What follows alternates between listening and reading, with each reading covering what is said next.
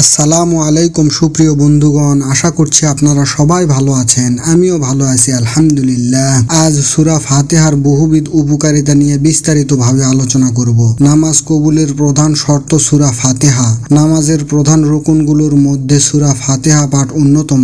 রাসূল সাল্লাল্লাহু আলাইহি ওয়াসাল্লাম বলেছেন, যে ব্যক্তি নামাজে সূরা ফাতিহা পড়ে না তার নামাজ পূর্ণাঙ্গ হয় না, অর্থাৎ সূরা ফাতিহা ছাড়া নামাজ হয় না। তাই নামাজকে সহিহ ও কবুল করার জন্য এর পাঠ অপরিহার্য।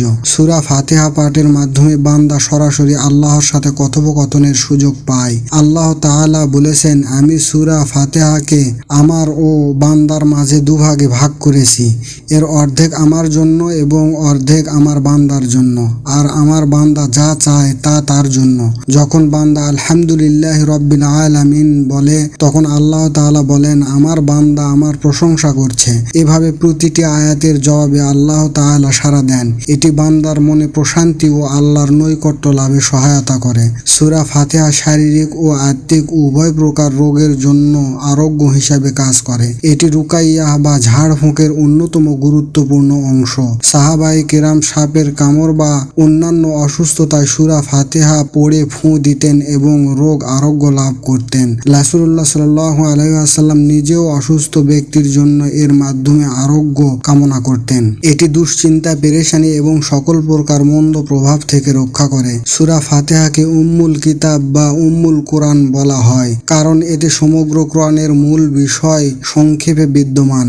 এতে আল্লাহর একত্ববাদ, তার গুণাবলী, আখিরাতের বর্ণনা, সঠিক পথের নির্দেশনা এবং পথ ভ্রষ্টদের থেকে আশ্রয় চাওয়ার বিষয়গুলো চমৎকারভাবে ফুটে উঠেছে। নিয়মিত পাঠ ও অর্থ অনুধাবনের মাধ্যমে মুসলিমরা ইসলামের মূলনীতিগুলো সহজেই উপলব্ধি করতে পারে। সূরা ফাতিহাতে যে দোয়াগুলো করা হয়েছে, বিশেষ করে ইহদিনাস সিরাতাল মুস্তাকিম, অর্থাৎ আমাদের সরল সঠিক পথ দেখাও, এটি একটি সর্বশ্রেষ্ঠ ও ব্যাপক দোয়া। এই দোয়ার মাধ্যমে দুনিয়া ও আখিরাতের সকল কল্যাণ চাওয়া হয়। এই সূরা পাঠের মাধ্যমে দোয়া কবুল হওয়ার সম্ভাবনা অনেক বেড়ে যায়। নিয়মিত সূরা ফাতিহা পাঠ শয়তানের কুমন্ত্রণা থেকে মানুষকে রক্ষা করে। এটি আল্লাহর আশ্রয় চাওয়ার একটি শক্তিশালী মাধ্যম, যা ব্যক্তিকে মন্দ চিন্তা ও মন্দ কাজের প্ররোচনা থেকে দূরে রাখে। কোরআনের প্রতিটি হরফ পাঠে নেকি রয়েছে এবং সূরা ফাতিহা একটি বরকতময় সূরা হওয়ায় এর পাঠে অসংখ্য নেকি লাভ হয়। এর নিয়মিত পাঠ গুনাহ মাফের কারণ হয় এবং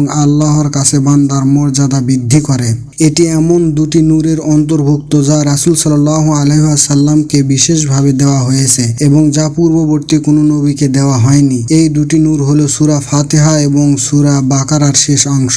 এর দ্বারা বোঝা যায় এর ফজিলত ও উপকারিতা অন্য যে কোনো সূরার চেয়েও বেশি। সূরা ফাতিহা শুধু একটি সূরা নয়, এটি মুসলিম জীবনের একটি অবিচ্ছেদ্য অংশ।